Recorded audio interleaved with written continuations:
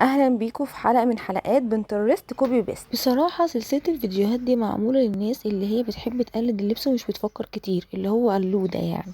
فانا عملتها برضو علشان انا ساعات ببقى قلودة او ما بحبش افكر، فبجيب صورة واقلدها والموضوع خلص. اكيد انت تبقى زي لو فتحت الفيديو ده. والحقيقة ان العنصر الرئيسي في الفيديو ده كانت الطرحة. دي معمولة للناس اللي هي بتحب دي كانت اقرب حاجه لستايل البنطلون اللي في الصوره. طبعا انا عمري في حياتي ما لبست بنطلون بينك ولا فوشيا والحاجات دي، بس انا اتحديت نفسي ان انا اغير ستايلاتي من الاسود. بس المرة دي انا جبت الفكرة بتاعتي من رسمة كرتون بس مرسوم فيها طقم برضه، وبصراحة ما كنتش متخيلة ان اللون الرمادي هيليق على البني. قلت اجرب لقيته حلو، بس انا للاسف بعت البلوفر ده قريب، فالطقم ده مش هيتكرر تاني. بس انا زودت الجاكيت علشان انا كنت مصورة الفيديو ده في الخريف، فاحنا عارفين ان الجو ساعات بيبقى ساقع وساعات بيبقى حر، فلو اتحريت اقلع الجاكيت، لو سقعت البس الجاكيت.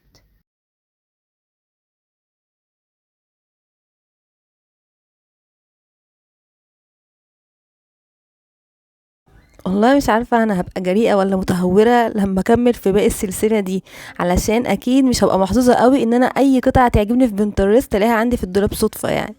بس هكملها وخلاص، ربنا بيسترها وبييسرها. والحمد لله فكرتي ما كانتش موجودة، ونزلت اكتر من 10 حلقات ولسه عندي اكتر.